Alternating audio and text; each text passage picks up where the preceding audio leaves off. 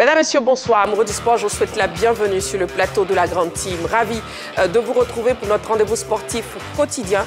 Et bien sûr, avant le top départ, je vous invite, s'il vous plaît, à suivre le sommaire. On y va. Ce soir, dans la Grande Team, les informations sportives d'ici et d'ailleurs, c'est dans LGT News. Ligue des champions UEFA, Liverpool est-il le grand favori? Vos avis sur la question LGT sont attendus sur le plateau de la Grande Team au cours de l'actu. Excellente soirée sportive sur La 3, la chaîne qui offre 3 fois plus de sport.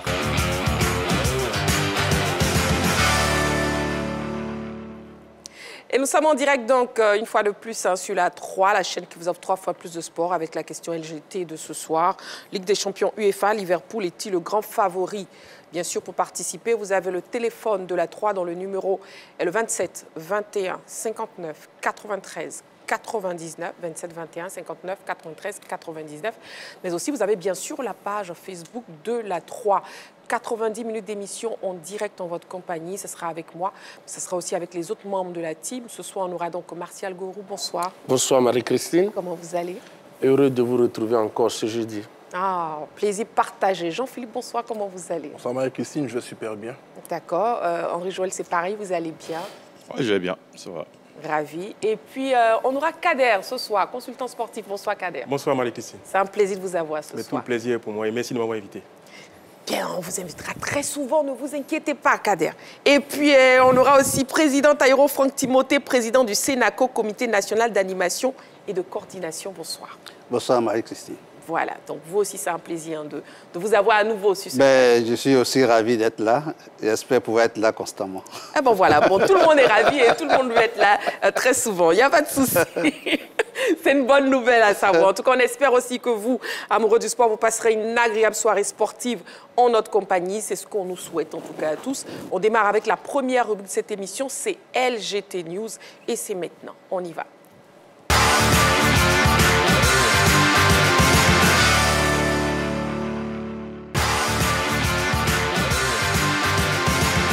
LGT News. Ouvrons les news avec le cyclisme. Accueil triomphal pour Yao Alakwame, nouveau président de la Confédération.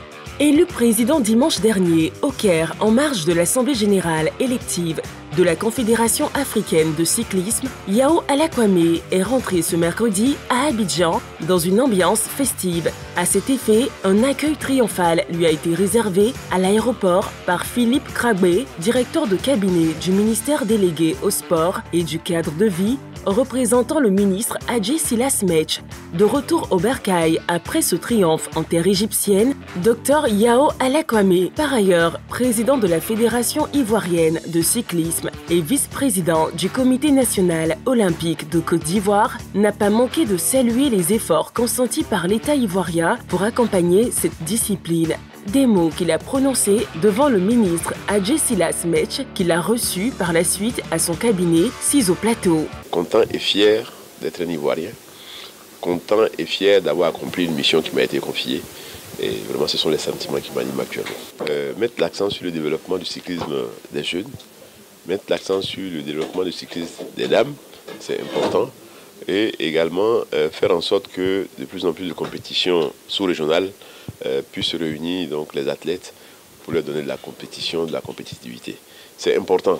Si vous êtes cycliste, si vous êtes dans n'importe quelle discipline, si vous n'avez pas de compétition, vous ne pouvez pas être performant.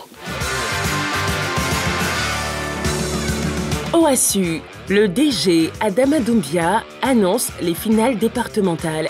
Nommé récemment directeur général de l'Office ivoirien des sports scolaires et universitaires, Adama Doumbia était face à la presse locale ce matin à la salle de conférence des médias du stade Félix Houphouët-Boigny au plateau.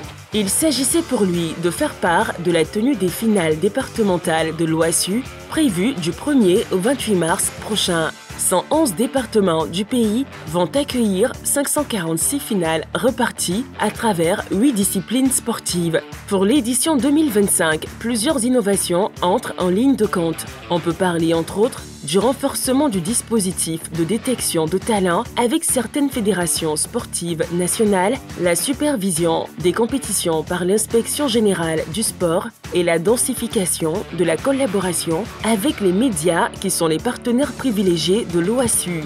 10 729 personnes sont concernées par ces finales départementales.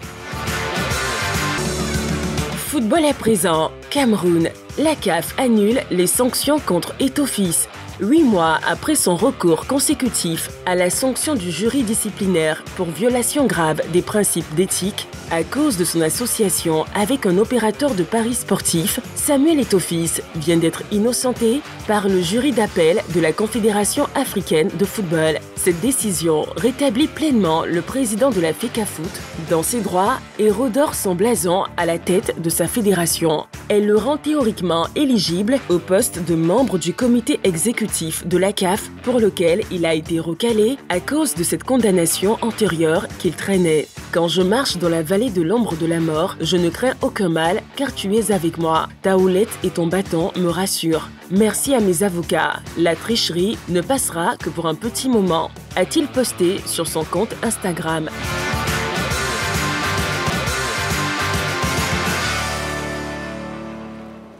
Ligue des champions UEFA, Liverpool est-il le grand favori? C'est donc la question LGT de ce soir. Ce sera l'objet du débat dans l'actu tout à l'heure pendant l'émission. Le débrief des news maintenant. Martial Gorou, oui, on commence avec vous. Atalanta, la réponse de Lookman après la sortie incendiaire de Gasparini. Marie-Christine, oui. Il faut dire que l'Atalanta, Bergame a été éliminé par le SEC Bruges en barrage de la Ligue des champions. Mais l'élément important, c'est que l'entraîneur de l'Atalanta, Gianpiero Gasperini, a fait une sortie de route. Vraiment déroutante, inexplicable. Et pour moi, à la limite, vraiment, est insensé. Oui, le technicien italien a attaqué son attaquant. Vous voyez? Oui. Voilà. J'ai fait exprès pour utiliser les deux termes. Bien sûr. Parce que je pense que les propos qu'il a tenus sont des propos offensants, irrespectueux et blessants. Il dit que le Ballon d'Or africain 2024, s'il vous plaît, celui-là même qui a été le héros de la finale de l'Europa League face au Bayer Leverkusen, qui a réussi un triplé, serait un mauvais tireur. Sinon, voilà ces termes. Oui. L'un des pires tireurs de pénalty qu'il n'a jamais vu. Ça, c'est l'entraîneur qui parle. Et je crois que, d'habitude, quand un joueur rate ce genre de situation, l'entraîneur le protège. Le protège plutôt, oui. Exactement. Mais ici, le Nigérian a été livré à la vindicte. A été livré aux supporters de l'Atalanta. Donc, je crois que le Nigérian, qui n'a pas apprécié, via les réseaux sociaux, a répondu à son technicien. C'était hier mercredi, parce que la sortie de l'entraîneur, c'était mardi dernier. Oui. Donc, il a dit qu'il a été pris pour cible et de la manière qu'il n'a pas vraiment apprécié et ça l'a blessé. Donc, je crois que c'est des choses qu'il ne faut pas voir au niveau du football. Un entraîneur, ça protège. Un entraîneur, c'est la psychologie. Exactement. Un entraîneur, c'est comme un père de famille. Donc, on ne livre pas un joueur qui, pourtant, quelques instants auparavant, avait quand même réduit le score. Il a inscrit un but pendant la rencontre. Mais son entraîneur n'a pas vu cela. Il a mis toute la faute sur un seul joueur, comme si le football se pratiquait de façon individuelle, alors que c'est un jeu collectif. Ça se joue à 11. Donc voilà un peu ce que je voulais dire. Oui, merci beaucoup Martial. C'est bien dommage que l'entraîneur, justement, livre son joueur, son attaquant à la vindicte populaire. Oui, Jean-Philippe. Oui, mais si cette question d'Adebola Lookman, je pense qu'il est victime d'un effet symptomatique souvent des entraîneurs italiens du football italien. Ils ont toujours tendance à chercher le bouc émissaire là où cela n'existe pas. Il faut noter que sur cette double confrontation, Adebola Lookman n'a joué que pratiquement, je crois, 25 minutes. Même lors de cette rencontre d'hier, il est rentré en cours de rencontre, il a inscrit le but et il était l'un des éléments les plus déterminants au cours du match. Et Lookman même a eu à dire que dans la hiérarchie des tireurs de pénalty, les deux préposés par l'entraîneur ont refusé de tirer le pénalty et l'ont proposé en tant que tireur de pénalty. Il est parti, c'est un exercice. Il a manqué cet exercice. Il y a un mal-être de Lookman depuis un certain moment du côté de l'Atalanta Bergame. En juin dernier, il s'était entendu avec le Paris Saint-Germain. Il faut noter également que le PSG avait tout fait pour convaincre son club de laisser Adebola Lookman rejoindre la capitale française. Mais le club est resté hermétiquement fermé à toutes les volontés de Paris d'enrôler l'attaquant. Malgré cela, il est resté. Il a décidé de jouer, mais on sent qu'entre son entraîneur et lui, c'est le divorce total. Lookman l'a dit dans sa réponse. Ce n'est pas la première fois qu'il ressent ça de la part de son entraîneur. Maintenant, quelle sera la suite de ses propos? Est-ce qu'après avoir parlé ainsi à ce joueur, malgré le fait que c'est un professionnel, il aura l'envie, comme on dit, de mettre le pied pour l'homme qui est sur le banc de touche? Est-ce qu'il va continuer à le titulariser? C'est le gros point d'interrogation. On semble en train de revivre un nouvel événement, un nouveau feuilleton entre un joueur nigérien et un club italien. On n'a pas encore oublié le feuilleton qui a entraîné Osimhen du côté de Galatasaray, qui ne voulait plus jouer avec Naples. On a connu le cas avec Kalidou Koulibaly. Donc c'est pourquoi je dis que du côté de l'Italie, ils ont un problème de gestion souvent avec les joueurs. Je ne vais pas dire les joueurs africains pour ne pas rentrer dans la stigmatisation, mais c'est tout comme. En tout cas, c'est bien dommage. Hein. Surtout, cette phrase est terrible. C'est l'un des pires tireurs de pénalty que j'ai jamais vu. Ouh là là. Bon, on va calmer un peu les choses. On va parler cyclisme avec Kader. Oui. Écoutez, Marie-Christine, après le football, oui. J'ai un coup de foot pour le cyclisme qui est appelé la Petite Reine.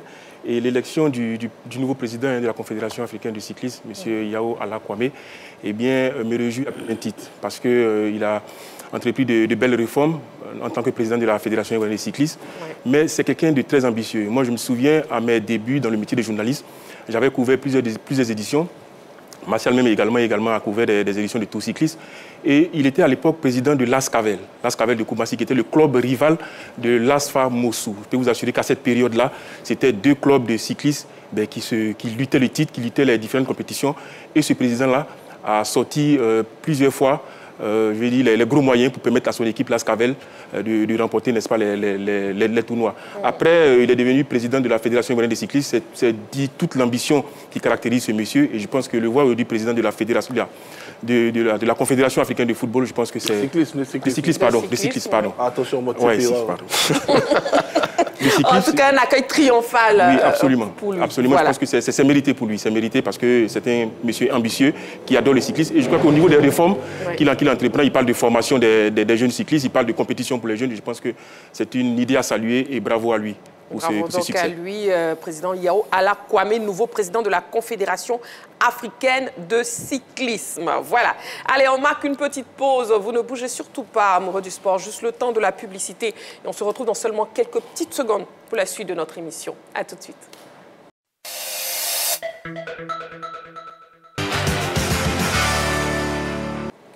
Nous sommes de retour sur le plateau de la Grande Team. Une autre information pour vous, amoureux du sport. L'événement ce vendredi 21 février, c'est la célébration du 5e anniversaire de votre chaîne préférée, la 3. À cet effet, la 3 Chevaux déposera ses valises à l'Agora de Port-Bouët dès 8h. Toutes vos émissions, à savoir l'heure des tchatcheurs, le deal, Pipolémique et bien entendu la Grande Team seront retransmises en direct de la commune balnéaire. Un match gala et un concert avec les artistes en vogue sont également au programme. Donc venez nombreux faire la fête avec nous ce vendredi 21 février à l'Agora de Port-Bouët. Voilà, on y sera, n'est-ce pas Martial? On y sera tout à fait. Donc il faut que nos téléspectateurs se préparent parce que 4 heures, ça sera enflammé. Ben, dis donc, on n'en doute pas du tout. Donc, vous avez la confirmation de Martial. Tchatcha, l'heure des tchatcha, demain, ça sera enflammé. Bon, voilà. Allez, rendez-vous donc demain à l'Agora de Port-Bouët à partir de 8h. On poursuit la Grande Team de ce soir et on passe au focus. On y va.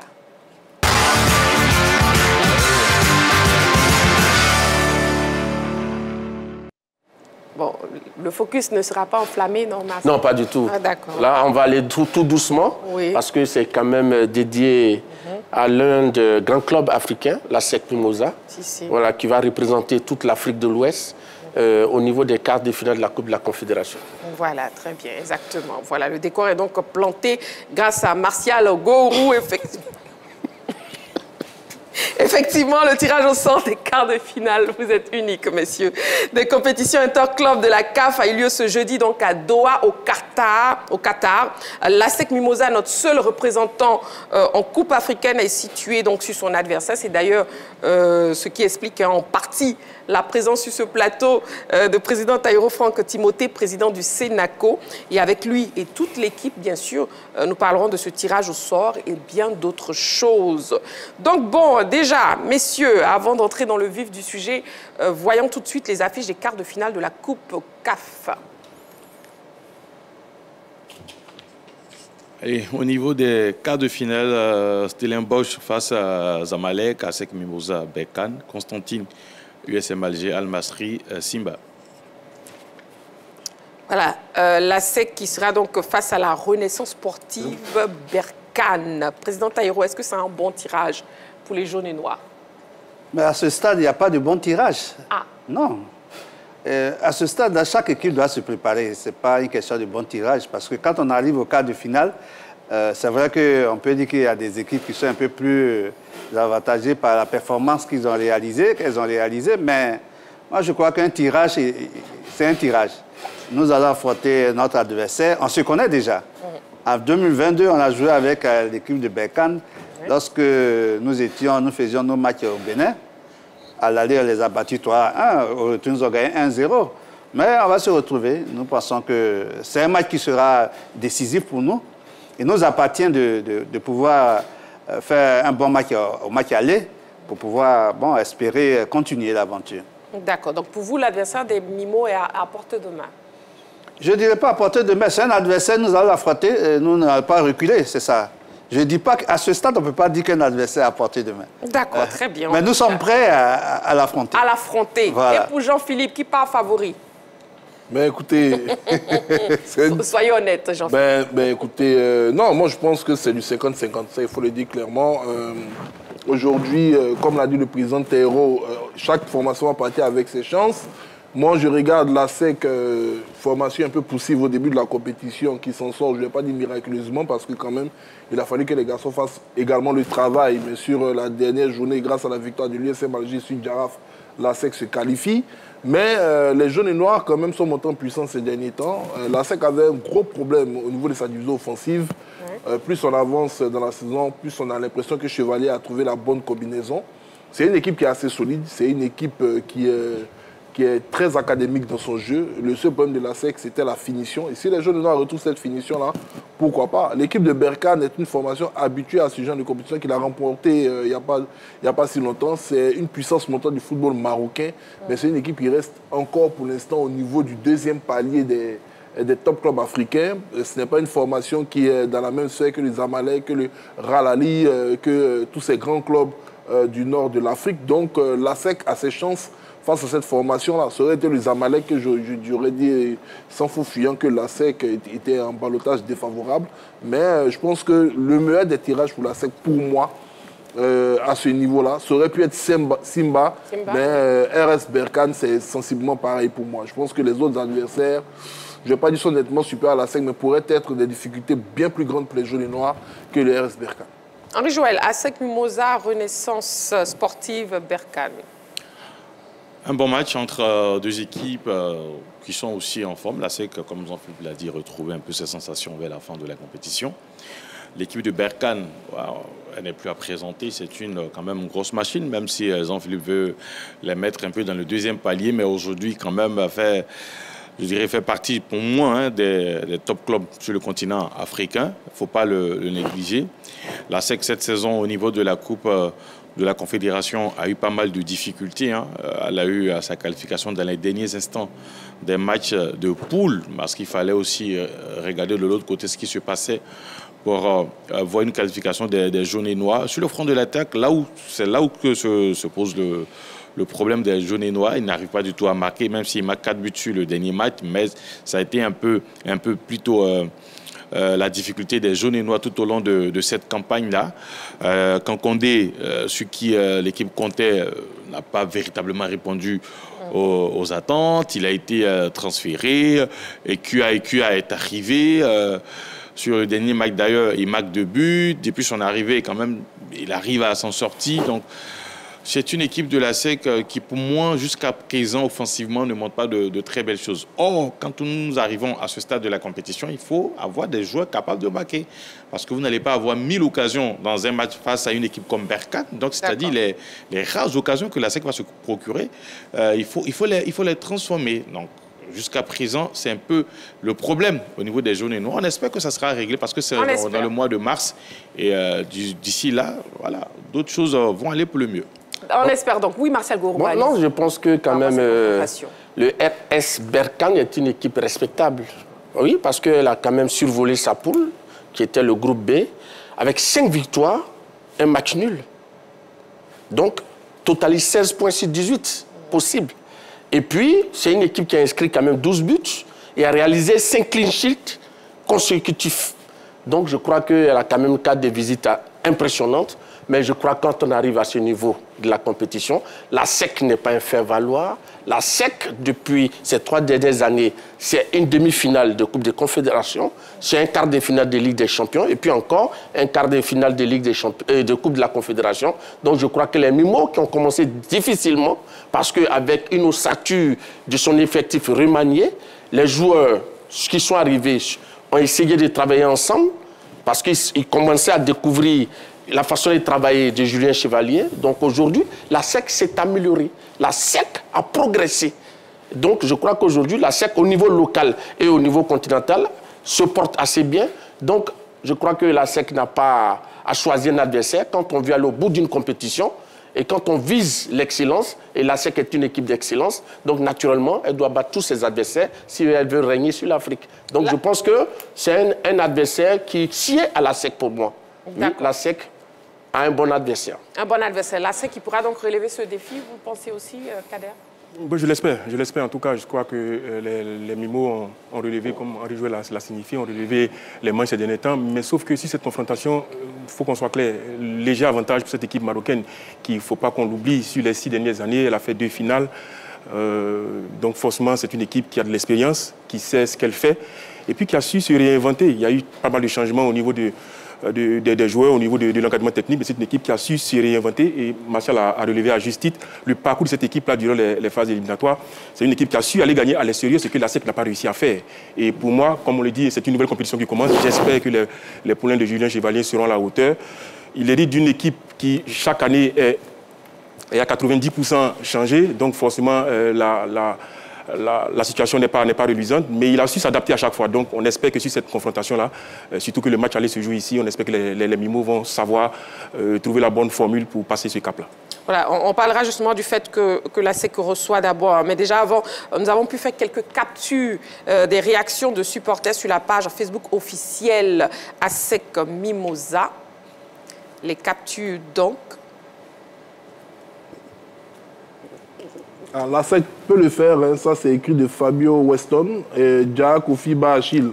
Il a dit bonne chance les Mimosas. Sylvigno Kwasi, la qualification ou rien, Mimo Ali à SEC, mon club préféré. On a une réaction de Yohan Amani. Ça peut se faire, j'ai confiance à Julien Chevalier. Chevalier, sa troupe, j'espère que l'effectif sera complet. Wassim Ben, il a dit il est temps de rendre l'appareil. Bon, je pense que lui, c'est un Marocain qui sûrement parle de ce qui s'est passé lors de la dernière CAN. Chérif Sambé, ce ne sont pas les mêmes joueurs. Et Richard de Dieu Djamé, qui dit on appelle ça le passé, surtout que tu n'as pas le même effectif. L'effectif actuel est médiocre, à la limite passable, et on voit ça en championnat. On voit les jeunes pousses qui peuvent faire leur début et donner un peu de contenu et de charme pour des vieux qui n'arrivent pas à produire.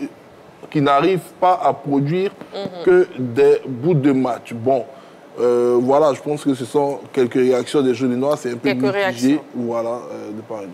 Oui, je voulais réagir, il a lu la Wassim Ben. Oui. Il est temps de rendre l'appareil. Et quand on se souvient que le dernier match entre la SEC et le RS Berkane, c'était lors de la saison 2021-2022, oui. La SEC, en phase de poule de la Coupe de la Confédération, sur terrain neutre, hein, parce que là, la Côte d'Ivoire, la SEC l'a accueilli sur terrain neutre.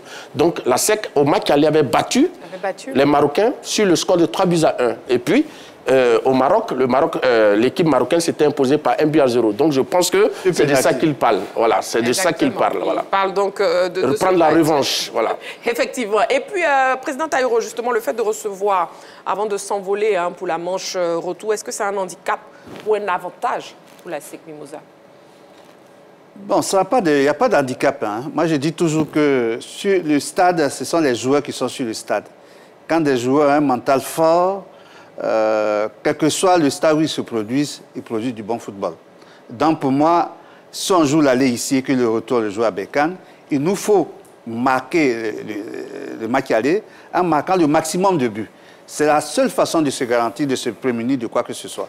Donc, il nous appartiendrait à nos joueurs de se revêtir d'un mental fort pour qu'ici, à l'aller, on fasse un match plein avec une bonne marge avant de nous envoler vers le Maroc. Sinon, pour moi, il n'y a pas de grande différence. Il n'y a pas de grande différence. Surtout qu'aujourd'hui, la SEC a tellement parcouru des stades à l'extérieur que nous savons un peu l'ambiance dans les stades. On était à l'USMA, on a fait match nul avec les clubs maghrébins sur leur propre stade. Certains clubs, même, on les a battus.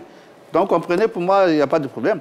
Le gros problème, il faut que nos joueurs soient concentrés et que pendant le match aller, comme l'a dit quelqu'un tout à l'heure, quand on a les occasions, il faut les marquer, il faut les réaliser. Il faut les réaliser. Bon. Sinon, il n'y a pas de... très serein. Mais bien sûr, écoutez, la SEC, comme je le disais tout à l'heure à un frère sur le plateau, c'est une institution. Aujourd'hui, nous sommes passés de club à une institution. Donc, on est serein dans toutes les situations. Vous savez, au début, on nous a critiqué fort. La différence entre deux points entre nous et l'AFAD au début, on a eu tellement de critiques. Mais aujourd'hui, entre l'AFAD et nous, il n'y a pas grande différence. Vous comprenez? Donc, nous sommes sereins. Nous travaillons tous dans la sérénité à Salt-Bénin, comme j'aime dire ça à Auria. Nous travaillons dans la sérénité et nous pensons que nous avons nos chances d'aller loin. Voilà, tout dépend de la concentration des joueurs et puis, bon, du mental. Et nous pensons que ce que nous avons à faire, c'est le mental. Vous savez, les matchs de championnat et de Coupe d'Afrique, c'est deux choses différentes. Deux choses différentes, et puis à la SEC, on sait les aborder. C'est vrai que cette année, on a dit qu'on n'a pas fait un bon parcours en poule, mais ça arrive. L'essentiel était de sortir de cette poule-là. Et nous avons réussi. Nous étions 4 au départ. Voilà, il ne faut pas l'oublier. Nos amis de l'Africain me disent, au départ, on était 2 ou l'autre. Bon, nous, on ne le dirait pas, mais nous constatons que nous étions 4. Bon, finalement, vous l'avez dit, président Taïrou. Ah, je l'ai dit. Excusez-moi, je ne sais pas si je l'ai dit. C'est un bon souvenir du passé. Voyons déjà le calendrier de la SEC et bien évidemment les affiches en cas de qualification en demi-finale. Allez, le match aller, il est connu, ça sera le 2 avril 2025, ça sera en Côte d'Ivoire. Le stade a déterminé, peut-être le président Taïrou va nous donner où la SEC recevra ce match. Et puis le retour, ça sera le 9 avril au Maroc. Les affiches des demi-finales, c'est-à-dire le vainqueur du match ASEC Berkane rencontrera le vainqueur du match Constantine USM Alger. Et puis le vainqueur de Al Masry Simba sera opposé à Stellenbosch, au vainqueur de Stellenbosch face aux Amalek. Voilà, donc quand vous regardez également les affiches en demi-finale, est-ce que vous pensez que la SEC pourra arriver jusqu'au bout de sa compétition? Jean-Philippe. Il faut qu'il passe d'abord les quarts de finale. Hein. On ne va pas regarder dans une boule de cristal. Non, je ne peux pas imaginer. Moi, déjà, il faut se concentrer sur ce qui va se passer au début du mois d'avril. Comme vous l'avez si bien dit ici, l'adversaire est coriace. Il faut prendre les équipes étape par étape parce que dans l'hypothèse d'une qualification de la SEC en demi-finale, la SEC croiserait un club algérien. Le dernier voyage de la SEC en Algérie s'est très mal passé. On a eu l'impression qu'ils étaient partis en tourisme. Ils sont revenus avec 3 buts dans la valise. Voilà, et ils risqueraient de croiser Constantine ou l'USM Alger. Est-ce qu'en ce moment, on aura, je dirais, le même discours qu'on a aujourd'hui que face à Berkane? Voilà pourquoi je ne veux pas faire de très grandes projections. D'accord, vous ne vous projetez pas vers la fin pour l'instant. Je ne vais pas dire extraordinaire, si la SEC parvient à passer ces 2 tours-là, ben, je serai l'un des premiers à mettre un pied sur la SEC comme potentiel vainqueur final de cette compétition. Mais il y a en tout cas les 2 paliers qui s'annoncent à la SEC. sont assez élevés. Très bien. En tout cas, vous avez évoqué des réserves, mais vous vous êtes projeté quand même. Merci beaucoup, Jean. Je suis obligé. Allez, Martial, oui, la même question. Oui, mais moi, je pense que tout est jouable. Hein. C'est vrai que c'est des retrouvailles. Hein. Après le RS Berkane, la SEC va retrouver l'USM Alger, un club que la SEC connaît. Donc, c'est vrai que ça n'a pas marché la saison dernière, mais cette année, c'est un nouveau challenge. C'est une nouvelle équipe de la SEC avec de nouvelles ambitions. Donc, je pense que tout est jouable. Quand on arrive à ce niveau, en demi-finale, je pense qu'avec de l'ambition, avec de la concentration, avec vraiment certains réglages. Et puis, écoutez, Marie-Christine, oui, Martial, ce que je vous ai dit, une équipe peut commencer difficilement une compétition, comme c'est le cas de la SEC, qui a un peu balbutié son football. Mais aujourd'hui, la SEC est en train de monter en niveau. Oui. Donc, il y a les blessures qui peuvent arriver en cours de saison. Donc, on ne sait jamais. L'équipe qui était forte au départ peut se retrouver diminuée. Et puis, celle qui n'était pas forte au départ peut se trouver renforcée, avoir trouvé ses automatismes. Donc, je pense que la SEC peut passer le cap des demi-finales si, d'aventure, la SEC dépasse l'équipe marocaine. L'équipe marocaine, d'accord. Oui, Kader, oui, votre réponse. C'est à croire que le destin de la SEC est lié à celui des clubs du nord de l'Afrique. Parce qu'on sort du RS Berkane, on va croiser soit Constantine, soit l'USM Alger. Comme Martial l'a dit, hein, à un moment donné, quand vous passez des tours, parce que moi, je dis tout simplement que cette formation de RS Berkane est favorite. Si la SEC réussit à passer, c'est une autre compétition qui commence pour la SEC. Donc forcément, c'est une équipe qui va gagner en confiance, qui va gagner en maturité. C'est une équipe qui découvre une compétition parce que l'ensemble des joueurs, la majorité des joueurs découvrent la compétition. Donc pour moi, passer ce tour-là serait un cap important pour la SEC. Et comme on l'a dit, on l'a vu avec la Côte d'Ivoire, hein, on a connu un tour... Une phase de poule difficile, on n'est pas dit difficultueuse, et puis après, on est allé jusqu'au bout. Donc, et puis, il y a quand même des similitudes hein, entre la Côte d'Ivoire et puis la SEC Mimosa, parce que dans le scénario, c'est le club algérien qui bat le Djaraf, qui qualifie la SEC finalement. Donc, pour moi, il y a des raisons d'espérer que la SEC est capable, n'est-ce pas, de se ressaisir et puis bon, de faire un bon parcours jusqu'au bout. Comme à la CAN 2020. Comme à la CAN 2020. Mais à la CAN, oui, Jean-Philippe. Le président Edith Diallo avait libéré l'entraîneur. Hein. La SEC va partir à un chevalier. Donc, ce n'est pas une similitude. Sauf que chevalier a l'expérience de la compétition. Écoutez, allez, oui, président Taïro, un mot. Oui, mais moi, je crois que... Je sais que vous voulez que les joueurs restent très concentrés. Oui, mais écoutez, même si on rencontre l'USMA, que nous connaissons d'ailleurs, et puis, contrairement à ce que dit Olia, on n'est pas allé en tourisme. Quand vous avez regardé le match, ils ne nous ont pas dominés. C'est nous qui leur offrons la victoire finalement. Sous la pression. Pas parce que sous la pression. Ça parce qu'ils nous ont dominés. Ça, il est bien de le préciser. Donc moi je crois que quand on rencontre l'USMA, quand on rencontre la Constantine, je dis, nous on a notre mot à dire. Et ça c'est important. Nous aujourd'hui à ce stade-là, on n'a pas peur d'une équipe. Ça, il faut que les sportifs le retiennent, il faut que nos supporters le sachent. Et on doit se concentrer. Le travail qu'il y a à faire maintenant, on connaît notre adversaire, on connaît notre prochain adversaire. Si on passe cette étape, il nous appartient de faire le reste. La concentration, du travail à l'entraînement. Et puis, je crois qu'on y arrivera. Voilà. Très bien. Intéressons-nous donc à présent aux affiches des quarts de finale de la Ligue des champions CAF. Les affiches des quarts de finale. On aura Al Ahly Égypte face à Al Hilal du Soudan, Pyramide de l'Égypte face à Asfar du Maroc, Mamelodi Sundowns face à l'Espérance du Tunis et puis le Mouloudia Club d'Algérie face à Orlando Pirates. Alors pour vous, les oppositions les plus difficiles, Martial? Bon, quand je regarde le match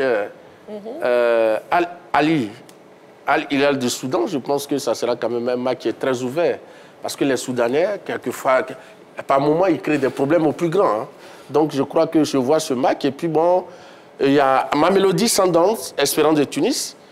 Et puis bon, MC Alger et Orlando Pirates. Bon, c'est pratiquement 3 matchs sur 4. Donc je crois que ces deux clubs africains, de l'Afrique du Sud, qui se retrouvent au milieu des clubs de l'Afrique du Nord. Donc je crois que les batailles seront épiques. Ils dominent. Oui, naturellement, c'est l'Afrique du Nord qui domine le football africain avec les structures, avec les financements. Donc je crois qu'on verra bien de grands matchs. On verra de grands matchs. Et s'il y a un pronostic à faire, hein, sur quelle équipe vous allez miser une pièce, surtout dans la perspective de la qualification pour les demi-finales? Henri Joël. Sur la première fiche, je mets une pièce sur Al-Ahly. Al-Ahly face à Al Hilal. Ensuite, Pyramide, Asfa. Ouf, ça c'est compliqué de. Mais Mamelodi Sundowns face à l'Espérance de Tunis, je vois plus les Sud-Africains. Ouais. Et puis Orlando Pirates qu'on a vu jouer ici face au Stade d'Abidjan, je pense qu'ils sont solides et sont capables de passer le Mouloudia Club d'Alger. Maintenant, pour revenir sur l'autre rencontre, je dirais que les Égyptiens de Pyramide, quand même, aussi, ils sont bons parce que l'Asfa, ça fait un bon moment que l'Asfa, au niveau des hommes, parce qu'il faut préciser qu'il y a une équipe féminine hein, qui joue la Ligue des champions féminines qui remporte souvent. Mais au niveau des hommes, je dirais peut-être un retour. Donc, Pyramide pas favorite dans cette opposition. Oui, JP, vos favoris? Moi, j'ai un seul favori. Hein. Bon, j'ai juste deux, oui, Al-Ahly et Mamelodi Sundowns. Ah, je pense que... je pensais que vous allez mettre la SEC. Non, ils ne jouent pas la Champions League. Ah oui, pas la Champions League, effectivement. Voilà, Al-Ahly et Mamelodi Sundowns. Oui. Le reste, je pense que, bon, ils peuvent être de belles surprises, mais les deux archi-favoris de ces quarts de finale et pour la course finale, c'est Al-Ahly et Mamelodi Sundowns. Président Taïro? Mais je vois quand même une équipe sud-africaine monter. Monter? Oui, si. Parce que on voit que les équipes sud-africaines, malgré les hésitations de l'Afrique de l'Ouest ici, chez eux, ça marche bien. Ils sont bien structurés, ils ont des moyens financiers. Parce que c'est ça le plus important aujourd'hui. Hein. Si vous n'avez pas les moyens, vous n'allez pas loin. Bon, l'Africa le sait. Donc, dis donc, on aura des pics aujourd'hui à SEC Africa avec Jean-Philippe et président Taïro. Voilà, on n'est pas sorti de l'auberge. Oui, Kader. Mamelodi Sundowns, pour moi, c'est mon favori. C'est le favori de cette compétition-là voilà. Parce que depuis plusieurs années, le football sud-africain est en train d'émerger. Donc, forcément, on le descend avec la sélection nationale. Et quand on sait que la sélection nationale est composée à 90% des joueurs qui évoluent dans le championnat sud-africain, pour moi, c'est une très belle progression et je les vois aller jusqu'au bout de cette compétition-là. Voilà, c'est donc pour le focus de ce soir. On marque une petite pause, amoureux du sport. Vous ne bougez surtout pas. Dans quelques secondes, on aura non seulement les cartons de la semaine, mais aussi on aura l'actu avec la question LGT, Ligue des champions UEFA. Liverpool est-il le grand favori? C'est tout à l'heure. Allez, à tout de suite. Ne bougez surtout pas.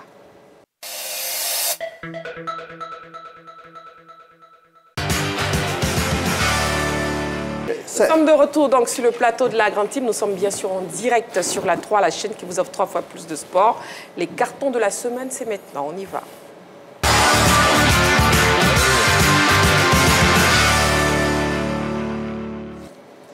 Alors, chaque membre de la team a choisi de commenter un fait de l'actualité sportive et bien sûr, il attribue un carton selon son appréciation. Carton vert, satisfaction, carton jaune, avertissement et carton rouge, sanction. Kader, votre carton est de quelle couleur, s'il vous plaît? Il est rouge, Marie-Christine. D'accord, il est adressé à qui? Il est adressé à Pep Guardiola et à Manchester City. Ah, ok. Oui, parce que pour une fois, rarement dans l'histoire ça s'est produit, on a vu Guardiola sans solution. Hier, face au Real Madrid, dans le match retour comptant pour les barrages de la Ligue des Champions, on a vu un technicien espagnol sans solution, comme je l'ai dit, incapable d'apporter, de trouver la solution à l'équation à lui poser par Carlo Ancelotti. On a vu tout de suite la différence, l'expérience, la malice d'un côté italien, et puis, je l'ai dit, l'impuissance du côté de l'ancien entraîneur du Barça. On a pensé qu'en seconde période, il allait venir avec de nouvelles idées. Que nenni, il n'a pas réussi à trouver la solution. On a parlé de la blessure de Haaland avant le début de cette rencontre-là. Malheureusement, il n'a pas eu de pièce de rechange. On comptait tous sur Mamouche pour porter l'estocade au Real de Madrid, mais malheureusement, le bloc équipe du Real Madrid hier était tout simplement phénoménal. On a l'impression de voir déjà le futur champion, même si je suis barcelonais, mais je vois le futur champion d'Europe. Parce que hier, ce que le Real a démontré, c'est exceptionnel. On me dira que c'était face à Manchester City malade, mais attention, pour faire ce que le Real de Madrid a fait, vraiment, ça a demandé des mois de préparation parce qu'ils ont connu un début de saison difficile avec des blessures, mais là, on a l'impression que Carlo Ancelotti a trouvé la bonne formule face à un Guardiola qui est resté pour moi impuissant. Donc carton rouge à lui et à Manchester City. Donc carton rouge à Pep Guardiola et aussi à Manchester City. C'est catalan honnête, c'est rare. Jean-Philippe, votre carton est de quelle couleur? Bon, malheureusement, je n'ai pas eu de carton, donc j'ai emprunté celui d'Henri Joël. Empruntez donc. Bon, je suis... non, je n'aime pas, je ne brandis pas les cartons jaunes. Soit c'est le vert, soit c'est le rouge. Oh, décide. Je brandis un carton vert, donc... oui. Une équipe que j'aime beaucoup, parce que c'est l'équipe de ma commune, Yopougon, voilà, le Racing Club d'Abidjan. Et je voyais cette saison, cette équipe-là plonger. Si j'avais un pincement au cœur, je me disais, ah non, les Lions du Yopougon ne peuvent pas nous faire ça. il faut que quand même, hein, dans cette mini-rivalité avec Abobo, qui a jusqu'à 2 clubs au niveau de la Ligue 1, Yopougon devait continuer à exister. C'est vrai qu'on a des clubs qui sont à Yopougon, mais qui ne font pas trop parler d'eux, comme Zoma et autres. Le Racing Club a décidé d'embrasser Yopougon comme sa base. Et sur ces dernières sorties, nos jeunes pousses sont en train de démontrer de très belles choses. J'ai beaucoup apprécié leur victoire face au Stade d'Abidjan. Ils sont sortis de la zone de relégation. Et j'espère simplement que nos Lions du Yopougon vont tout faire pour se sauver cette saison, pour repartir de plus belle. C'est le seul club du Yopougon qui était champion de Côte d'Ivoire, en déplaise à la SEC Moza qui avait beaucoup pleuré parce que la zone s'était arrêtée à 6 journées de la fin. Mais bon, ça n'a pas empêché nos hommes de Yopougon d'être champions. Donc félicitations et courage aux garçons. Et puis bon, je suis de tout cœur avec eux. J'espère qu'ils vont très bien terminer cette saison. D'accord. Jean-Philippe et président Taïro, vous allez prendre un carton jaune. C'est pas l'Africain et la SEC Mimosa ce soir. Allez, donc carton vert donc, au Racing Club d'Abidjan de la part de Jean-Philippe. Et puis, Henri Joël, votre carton est de quelle couleur et adressé à qui? Carton vert pour l'équipe de Mouna FC. Voilà, Mouna FC qui est un jeune club, faut le dire, du championnat ivoirien qui est monté il y a 2 saisons en Ligue 1. Mais qui, cette saison, est en train de montrer de très, très belles choses. Alors, l'équipe est 4e, à un seul petit point de la SEC, c'est-à-dire la SEC à 33, ils ont 32 points. Hier, ils ont battu l'équipe de la SOA sur le score, de FC San Pedro plutôt, sur le score de 2-1. Le coach Oussou Israël, quand même, hier dans ce match, a fait confiance à des jeunes joueurs, c'est-à-dire les expérimentés étaient sur le banc et la quasi-totalité de ceux qui ont commencé le match sont des jeunes joueurs issus de la formation de Mouna. L'équipe, il y a de cela des années, n'avait pas de centre de formation comme il se doit. Et depuis un bon moment, le président Ali Mouna, avec ses collaborateurs, ont décidé, Niamien Chal et les autres, ont décidé quand même de mettre sur pied l'académie de l'équipe. Et aujourd'hui, le résultat est là. C'est une équipe qui joue très, très bien au foot.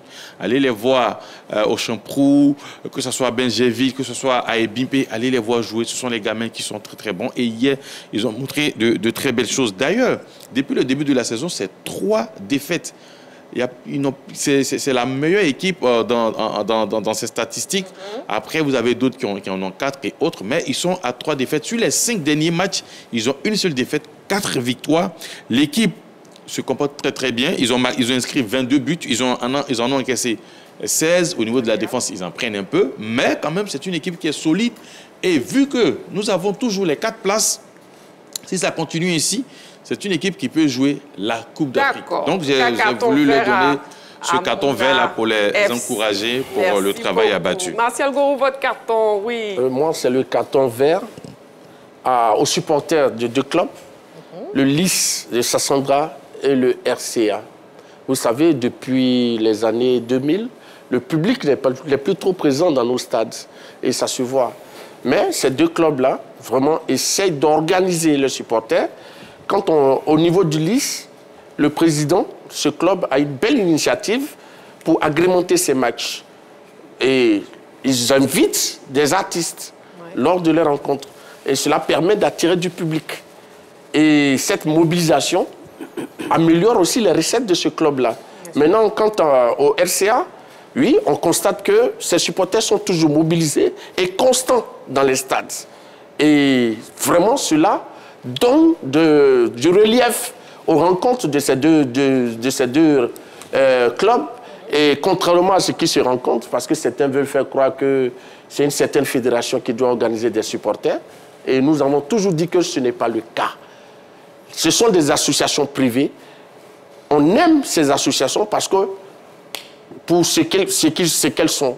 Donc les supporters se rendent pour soutenir leurs joueurs. Donc ces clubs-là donnent vraiment des exemples qui doivent être copiés par les autres clubs. Par les autres clubs. Donc, carton vert aux supporters de l'IS et du RCA par Martial Gourou. Oui, président Taïro, oui, on vous écoute. Vous avez un carton vert. Mais bien sûr. D'accord. Je le donne à mon club, la SEC Mimosa. Parce que, vous savez, en début de championnat, on n'a pas été bon. On a été critiqué de toutes parts. Et puis, de la 8e à 7e à 8e place aujourd'hui, on se retrouve à la 3e place. Je pense que c'est un travail qui a été fait. Et nous continuons de travailler tranquillement à sol béni parce que, comme je l'ai dit, quand un club devient une institution comme la SEC, Elle doit être focus sur le travail, c'est ce que nous faisons aujourd'hui. La SEC est 3e, à quelques longueurs de la FAD et du stade. Il reste encore 11 journées. Nous pensons que le titre est encore possible et nous nous battons pour ça, nous nous organisons pour ça. Et pour ça, je dis bravo à mon club, bravo à l'encadrement technique qui ont compris le cri des supporters que nous sommes, parce que, en tant que premier responsable des supporters, je suis toujours avec eux lorsque ça ne va pas, lorsqu'ils crient. Donc, pour moi, il y a quelque chose qui est fait. Et puis, bon, nous arrivons. Nous disons à ceux qui n'ont pas cru en nous au début que nous sommes sur le terrain, nous courons derrière la balle et nous allons rattraper la balle. D'accord. Donc, carton vert à la SEC Mimosa. Marie-Christine, j'ai bien peur pour le président Taïro. Pourquoi? Parce qu'il a choisi une couleur verte, alors qu'à la SEC, le vert et le rouge sont des totems. Non, mais les actionnaires seront pas plus contents. Non, mais comme ils savent le sens du carton vert, qui est la couleur jaune. C'était tout juste pour rire. Hein. Exactement, vous faites bien. Donc, vous ne changez pas, ce n'est pas un carton jaune. Non, non, je ne veux pas changer. C'est un carton vert. D'accord. Pour une fois, j'apprécie la couleur de Ouria. Une fois. Mais non, ça, c'est la couleur du Stella. Hein. C'est la couleur du Stella, pas de...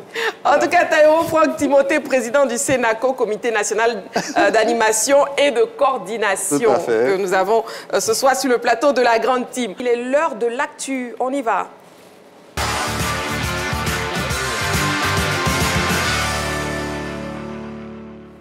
Et bien sûr, on ouvre le téléphone pour vous permettre de participer à l'émission. Le 27 21 59 93 99, 27 21 59 93 99. La question LGT, Ligue des champions UEFA, Liverpool est-il le grand favori? Il ne reste plus que 16 équipes en lice en Ligue des champions de l'UEFA après les barrages, alors que le tirage au sort des 8e de finale aura lieu ce vendredi. Liverpool est-il le grand favori de la compétition? Ce sujet de la rédaction plante le décor. Et bien sûr, pour mieux mener notre discussion, je vous propose de voir le bilan statistique de Liverpool cette saison. Le bilan donc de Liverpool, bilan statistique. En Premier League, c'est 26 matchs, 18 victoires, 7 nuls, 1 défaite, 62 buts inscrits contre 26 encaissés premier après 25 à journée. En FA Cup, cette saison, c'est 2 matchs, 1 victoire, 0, pas de nul, 1 défaite, 4 matchs, 4 buts inscrits, 1 seul encaissé, éliminé en 16e de finale. On va tourner la page pour voir les performances en League Cup avec 5 matchs, 4 victoires, 1 défaite, pas de nul, 14 buts inscrits, 5 buts encaissés, finale face à Newcastle le 16 mars 2025. Et puis au niveau de l'UEFA Champions League, c'est 8 matchs, 7 victoires, 1 défaite, 17 buts inscrits contre 5 encaissés. Ils sont qualifiés pour les 8e de finale. Voilà. Et le bilan total? Le bilan total fait de 41 matchs, 30 victoires, 7 nuls, 4 défaites, 97 buts marqués, 37 encaissés. Meilleur buteur, l'Égyptien Mohamed Salah avec 29 buts. Meilleur buteur, Mohamed Salah avec 29 buts. Ligue des champions UEFA, Liverpool est-il le grand favori? C'est la question LGT de ce soir. Messieurs, je vous pose la question à vos panonceaux, s'il vous plaît, en oui ou en non. C'est donc... nous avons 4 noms et un seul oui, le oui qui vient de président Taïro Franck Timothée. D'accord. Liverpool est-il le grand favori? N'oubliez pas le 27 21 59 93 99 pour participer à l'émission. Oui, président, je vous écoute. Mais je pense qu'avec les statistiques que nous venons de voir, c'est une équipe quand même qui, depuis le début, roule bien. C'est vrai qu'aujourd'hui, le Real de Madrid a gagné hier, mais on se souvient qu'au début, le Real de Madrid a démarré difficilement. Donc, c'est maintenant, le Real de Madrid monte en puissance, alors que Liverpool est déjà installé dans cette dynamique-là. Pour moi, c'est favori. Voilà, c'est pourquoi j'ai dit oui, parce que je pense qu'avec ce qu'ils sont en train de faire avec Mohamed Salah, Liverpool est bien placé. D'accord, donc pour vous, c'est vraiment un oui à la question LGT de ce soir, c'est un non pour Kader. On l'écoute. Non, non pour 2 raisons essentielles. La première, c'est que si on tient compte des dernières performances de Liverpool en championnat, c'est un match nul dans le derby de la MSC face à Everton, et puis une autre contre-performance, un match nul que je qualifie que de contre-performance parce que Liverpool partait favori face à Aston Villa, 2 buts partout. Pour moi, ces deux revers en griffe de Liverpool démontrent un signe de fatigue. Il va falloir pour Liverpool choisir une compétition. Soit c'est la Ligue des Champions, soit c'est c'est le championnat. Et je pense que Liverpool est plus enclin à remporter le championnat parce que l'équipe compte déjà 8 points d'avance sur Arsenal. Et donc, pour moi, il va falloir choisir une compétition. Deuxième chose, c'est qu'Arne Slot, l'entraîneur de Liverpool, n'a pas l'effectif pour jouer les deux compétitions. Souvenez-vous, en 2018-2019, où ils avaient remporté la Ligue des Champions face à Tottenham, ils avaient dû choisir une compétition parce qu'ils étaient dans un mano à mano avec Manchester City. City avait remporté le championnat d'1 point d'écart. Liverpool avait dû choisir une compétition. Ils se sont focalisés sur la Ligue des Champions et ils ont terminé champions d'Europe. Donc cette année, c'est vrai que les statistiques sont parlantes. Hein. On parle de 17 buts durant la phase de poule. Mais pour moi, Liverpool est en train de plonger parce qu'elle veut jouer sur tous les tableaux alors qu'elle n'a pas l'effectif. Freddy Gakpo est blessé. On voit aujourd'hui toute l'importance de ce joueur-là dans la fixation, dans son jeu tout en déviation. Et puis, Liverpool repose, à mon avis, un peu trop sur Mohamed Salah. Pour moi, il y a une Mohamed Salah dépendance. Alors que, est-ce que Liverpool, la question qu'on se pose, c'est est-ce que Liverpool est capable de réussir si Mohamed Salah, je touche du bois, venait être blessé? C'est là toute la grande question. Souvenez-vous, en 2020, je crois que quand il renversait Barcelone sur le match retour, la demi-finale, je crois que Salah et Firmino étaient absents. Mais Divock Origi avait réussi à pallier les absences là et puis à inscrire un doublé avec un doublé du Néerlandais entré en cours de jeu. Donc pour moi, est-ce que Liverpool est capable de se passer de Salah en cas de blessure? C'est là toute la question. Pour moi, Liverpool n'est pas le grand favori quand on voit ce que le Real de Madrid est en train de faire ces derniers temps. Très bien. Nous avons un appelant. Monsieur Kofi Mathieu nous appelle de Bateau. Bonsoir, monsieur Kofi Mathieu. Oui, bonsoir à la toute-puissante Marie-Christine. Bienvenue sur le plateau de la grande team. Merci beaucoup. Je dis bonsoir à tout le monde sur le plateau. Hein. Bonsoir. Voilà. Bonsoir. Et on vous écoute. Bonsoir. Liverpool est-il le grand favori Ligue des Champions UEFA? Oui, cette année, je dis oui. Parce que depuis le début de la saison, en tout cas, Liverpool a démontré par A plus B que sur tous les plateaux, ils sont indéboulonnables. La preuve, ils sont sortis premiers de la première phase de cette Ligue des Champions-là. Ouais. Et actuellement, à la pointe de l'attaque, un Mohamed Salah qui dame le pion à n'importe qui en Europe, dans le monde.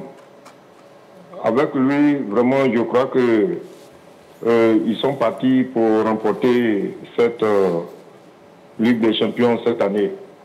Maintenant, bon, comme c'est au football, on va prier qu'il n'y ait pas de grosses blessures. Pas de blessures, oui. Voilà, au niveau de l'équipe. Sinon, s'il y a des blessures, bon là, on ne peut rien. On ne peut rien. Ça, c'est le sort, c'est Dieu qui décide. Sinon, si l'équipe continue avec les joueurs dans la forme qu'ils sont là, c'est pas évident que quelqu'un puisse les battre et prendre la coupe là devant eux cette année. Ok. D'accord. Voilà. C'est bien noté. Merci beaucoup, monsieur Kofi Mathieu. Merci bien. Mais au passage, oui. je voulais rappeler que ça fait 5 années de suite qu'on va fêter l'anniversaire de la 3. Oui. Mais nous, les appelants, on a été complètement oubliés depuis 5 ans. Non. Vous n'êtes jamais oublié, monsieur Kofi Mathieu. Vous n'êtes jamais oublié. Voilà. Retenez ceci. D'accord. D'accord, j'ai compris. C'est grâce à vous aujourd'hui que la 3 a 5 ans et que la 3 se maintient. Donc, vous ne pouvez pas être oublié du tout, vous les amoureux de la 3. Voilà, allez, donc, après avoir écouté Kader et puis président Taïro, on va écouter Martial Gourou, qui a aussi donné un nom. Ouais, moi, je pense que là, on vient de terminer avec la phase unique de poule. Maintenant, on va commencer avec des rencontres à élimination directe. Donc, ça fait une autre compétition. Par ailleurs, les finalistes de l'édition dernière, le Real Dortmund, sont en course. Et les demi-finalistes, les demi-finalistes aussi, le PSG et le Bayern. Et moi, ce qu'il faut retenir, c'est que dans ce genre de compétition, il y a la forme des joueurs, il y a les blessures et il y a le facteur chance dont il faut tenir compte. Pour l'instant, je pense que Liverpool, c'est vrai, réalise de belles performances, mais pour moi, ce n'est pas suffisant. Parce que quand on prend une équipe comme le Real, qui a cette compétition dans son ADN, et cette Ligue des Champions est devenue pratiquement comme la propriété du Real. Donc, quand on voit tous ces éléments, et je crois que le Liverpool aura fort à faire. Oui, le Liverpool aura fort à faire. Donc, pour l'instant, je crois qu'il faut attendre. Il y a quand même de gros morceaux qui sont encore dans la course. Et l'équipe qui sera la plus constante, la plus régulière, qui sera épargnée par les blessures, par de nombreux autres petits éléments qui vont suivre tout au long de la compétition, pourront véritablement déterminer la suite de la compétition. Donc voilà un peu ce que je tenais à dire. D'accord. Ligue des champions UEFA, Liverpool est-il le grand favori? Nous poursuivons donc notre tour de table avec les arguments justement des différents membres de la team et on est au niveau d'Henri Joël. Non, pour moi, parce que je me rappelle quand même du discours de Mbappé. La Ligue des champions, c'est en février que ça commence et je pense que c'est maintenant que ça commence. Quand on a vu cette équipe du Real face à City, on va revenir toujours sur le Real parce que, vous savez, c'est l'une des équipes qui a eu le plus de blessés cette saison. Mais jusqu'à présent, le Real reste impérial. Ce qu'ils ont montré face à City, c'est vrai que c'est une équipe de City qui est malade, ça il faut le dire, mais quand même le Real a été plutôt assez intéressant à voir jouer. Et on sent que tout le monde est en quelque sorte réveillé, si je dois mettre ça en griffe, pour poursuivre cette compétition. Et Martial l'a dit, c'est dans l'ADN même du Real de Madrid. Liverpool fait partie des favoris, mais Liverpool n'est pas le grand favori. Et aujourd'hui, moi, quand on parle de grand favori, je vois peut-être le Real, par exemple, et puis peut-être je vois à un degré moindre le PSG. On n'en parle pas beaucoup, mais le PSG s'est réveillé. Ça, il ne faut pas l'oublier. Le PSG s'est réveillé, le PSG a fait venir Kvaratskhelia, le PSG a retrouvé Dembélé, Barcola et les autres. Donc, aujourd'hui, l'équipe de Liverpool fait partie des favoris, mais pas le grand favori, parce que le Real est là. Et même Barcelone, quand on néglige, Barcelone aussi a de très belles choses à montrer. Et c'est à partir des huitièmes de finale qu'on verra réellement quelle équipe est capable d'aller très très loin. D'accord, très bien. Nous avons un appelant. Monsieur Kakou Yves, il nous appelle de Divo. Bonsoir, Monsieur Kakou. Oui, alors bonsoir, madame. Bienvenue sur le plateau de la Grande Île. Et puis, on vous écoute. Liverpool est-il le grand favori Ligue des champions UEFA, Monsieur Kakou? Non, moi, à mon avis, Liverpool n'est pas le plus grand favori de la Ligue. Moi, à mon avis, je vois le Real Madrid. D'accord. Le Real qui peut prendre le trophée encore. D'accord, ok. Merci beaucoup pour votre participation, Monsieur Kakou. Ok, merci bien. Voilà, Monsieur Kakou Yves qui nous appelait donc de Divo. Et puis, le dernier intervenant, oui, pour le tour de table, c'est Jean-Philippe, qui a aussi donné un nom. Mais écoutez, ils ont pratiquement tout dit concernant les favoris de cette compétition. Moi, j'ai mis non parce que je regarde parmi les formations qualifiées pour la suite et je vois encore de gros calibres. Martial, Henri Jo, Kader ont parlé du Real Madrid. Il y a le Bayern Munich qui est toujours en course. C'est vrai qu'il y a peut-être une évolution sinusoïdale, mais qui reste quand même présent dans la compétition. On a, je crois, le Bayer Leverkusen également. On a au-delà le FC Barcelone, on a le PSG. On a fini la phase de groupe. Là, c'est une toute autre compétition qui va commencer. On n'aborde pas ces deux phases de la même manière.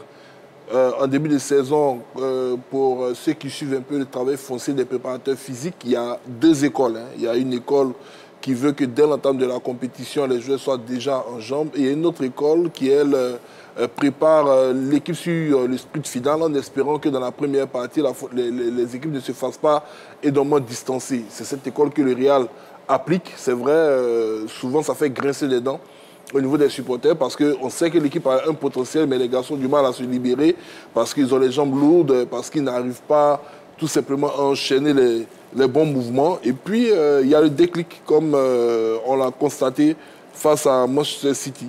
Donc, les huitièmes de finale, pour moi, c'est une étape très prématurée pour se projeter sur le futur vainqueur de cette compétition. Il y a tellement d'équipes qui pourraient encore surprendre. Déjà hier, très peu de personnes auraient parié sur la sortie des représentants italiens parce que normalement, les adversaires en face ne devraient pas faire le poids. Mais c'est le football, c'est le charme du football.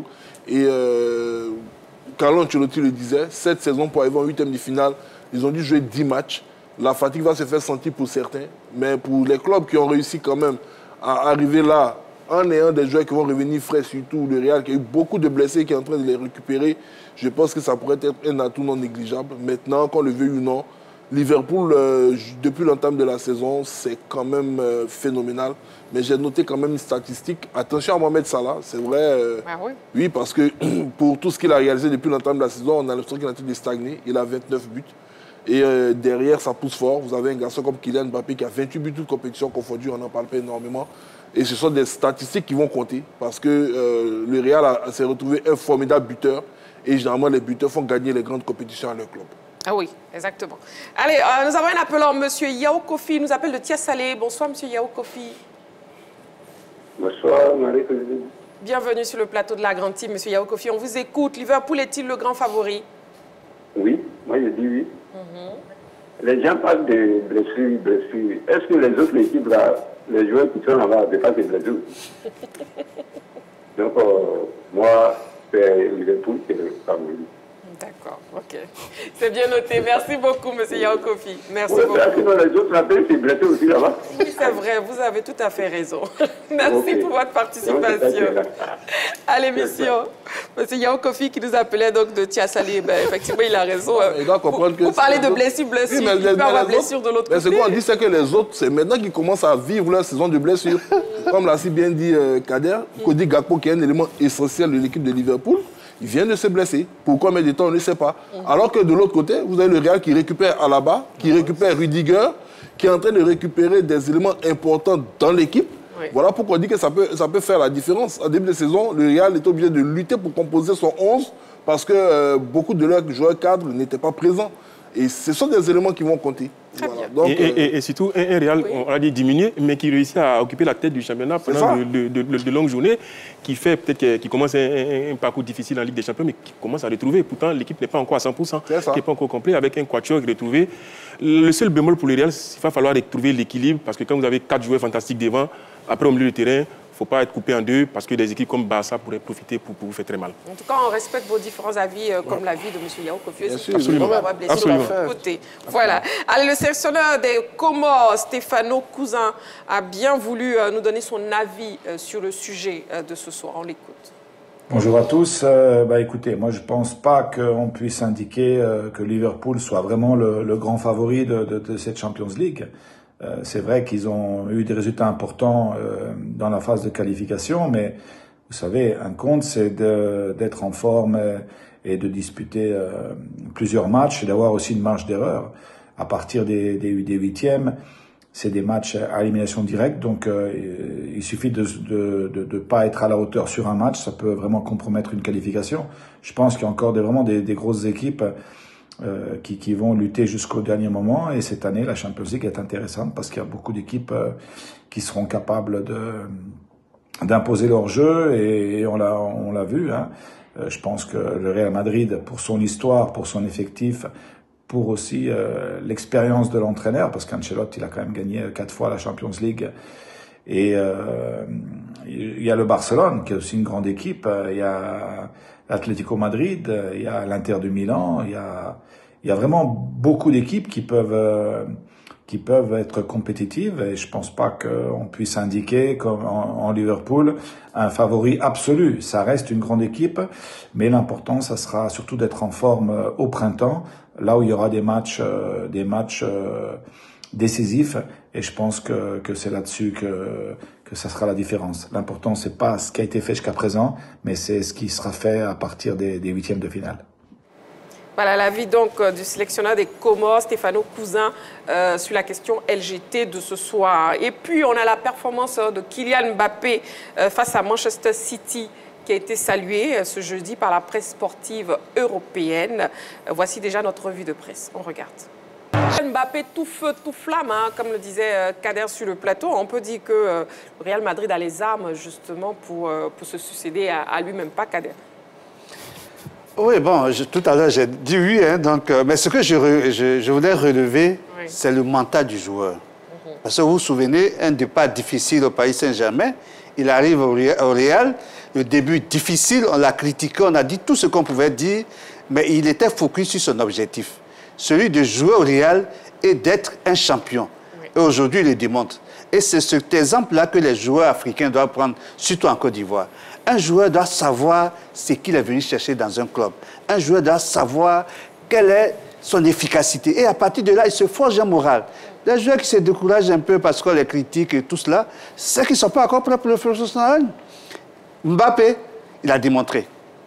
Et là, hier, le mercredi, là, c'était C'était formidable. C'était phénoménal. Non, c'était formidable. Oui, Martial. Ben, écoute, Marie-Christine, moi, je n'ai jamais douté du talent de ce garçon. Malgré les critiques, je savais qu'il allait arriver à s'imposer. Il lui suffisait seulement d'un petit temps d'adaptation. Parce qu'on ne passe pas du côté d'ailier pour devenir avant-centre. Et puis, on ne devient pas champion du monde à 19 ans, en 2018, avec 4 réalisations. Et puis ensuite, vice-champion du monde, avec le titre de meilleur buteur, avec 8 unités. Donc, je crois que Kylian Mbappé, sur sa lancée, c'est un joueur qui va aller plus haut. Et je crois que c'est mérité pour lui. Voilà, et Kylian Mbappé, l'international français, s'est exprimé au micro de Canal+ à l'issue de son triplé hier. On l'écoute. On s'attend à tout. Quand on joue au Real Madrid, on s'attend toujours à tout. On savait que c'était un grand match contre une grande équipe. La meilleure équipe d'Angleterre ces dernières années. On savait qu'on devait donner le maximum chez nous à la maison et c'est ce qu'on a fait. On est tout de suite bien rentré dans le match, on a mis l'intensité, on a joué au ballon, on a eu pas mal de situations et on a converti ça de la meilleure des manières. Le troisième, parce que c'est le pied gauche. Mais les trois sont beaux, les trois sont dans un registre différent. À chaque fois, je reçois 3 bons ballons, donc j'ai le temps de voir venir, je prends l'information avant. Après, des fois, il y a des 1 contre 1, des fois, il y a une finition, une touche en regardant le gardien. Donc, c'est une panoplie qui est plutôt complète et ça fait plaisir. Non, à Paris, je me sentais fort. Hein. À Paris, je me sentais bien. Mais c'est clair qu'au début, à Madrid, c'était pas trop ça. Je pense que je me cherchais un petit peu.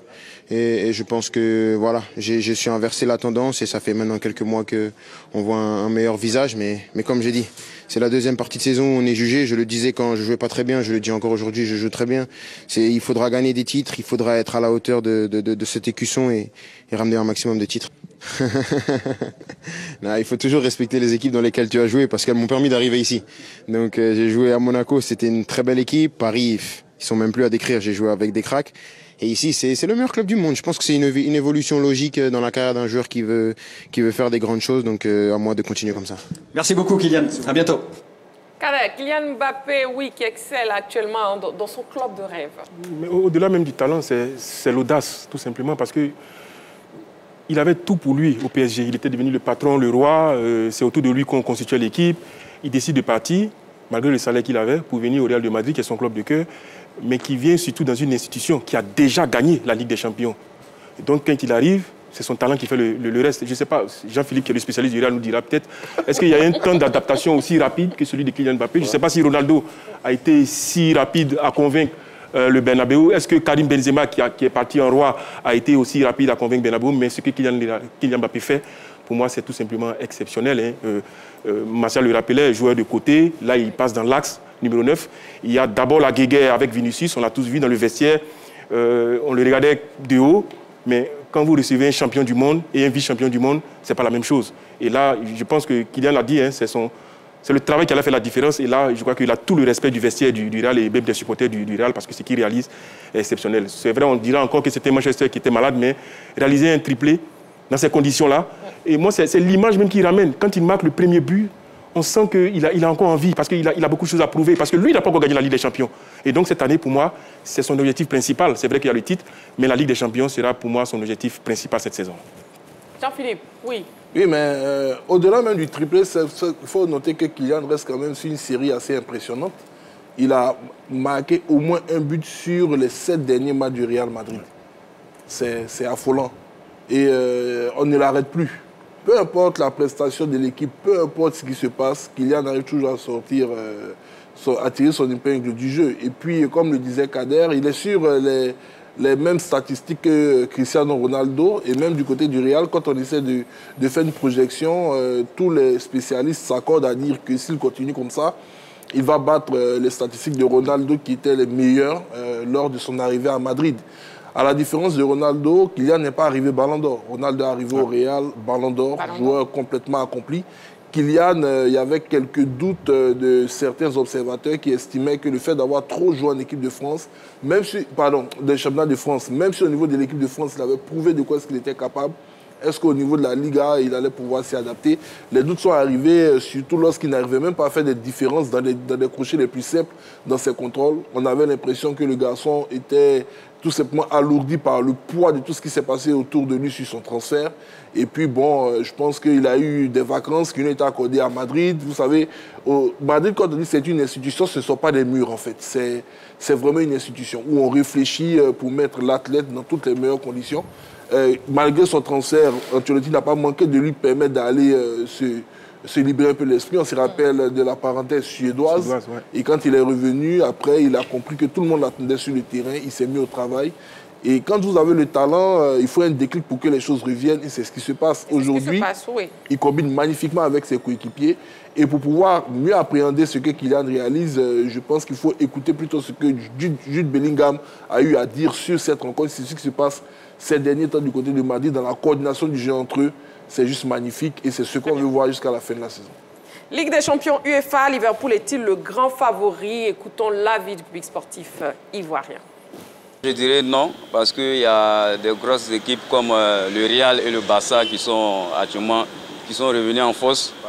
Voilà, donc je pense que ce sont les deux équipes qui peuvent accéder au dernier carré. Liverpool, c'est une grande équipe, mais le Barça et le Real restent les favoris, les titans de la compétition. Déjà, je ne dirais pas les plus grands favoris, mais déjà, vu les capacités en championnat, comme les différents joueurs comme Mohamed Salah, Luis Diaz, Van Dijk, qui sont très en forme. Voilà, je pense que, vu aussi les capacités aussi en Ligue des Champions, voilà, je pense qu'ils sont très partis pour remporter la Ligue des Champions. Dans la Ligue des Champions, le Real de Madrid est favori.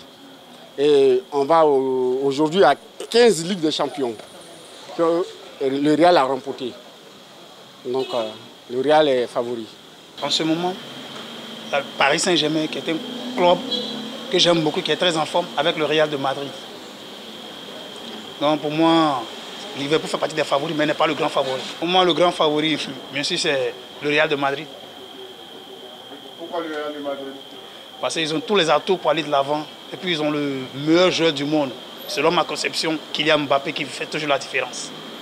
Le Real Madrid. L'avis donc du public sportif ivoirien sur la question LGT de ce soir. N'oubliez pas, l'événement c'est ce vendredi, c'est demain vendredi 21 février, la célébration du 5e anniversaire de votre chaîne La 3. Cet effet, La 3 Chevaux déposera ses valises donc à l'Agora de Port-Bouët demain dès 8 h.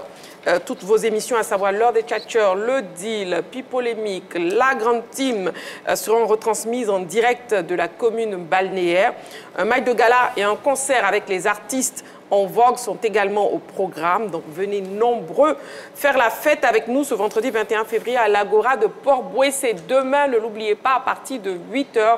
On sera donc ensemble en direct depuis l'Agora de Port-Bouët. La grande team de ce soir, c'est terminé. Merci beaucoup, messieurs. Merci Taïro Franck Timothée, président du Sénaco. Merci Marie-Christine. Voilà. Au plaisir de se revoir encore sur ce plateau. Très vite, ça sera très vite. Merci. Merci beaucoup Kader. Merci Marie-Christine. Et puis merci les membres de la team. Merci Marie-Christine. Voilà. Allez, merci beaucoup amoureux du sport. On se retrouve demain, ne l'oubliez pas, à l'Agora de Port-Bouët. Allez, faites toujours du sport.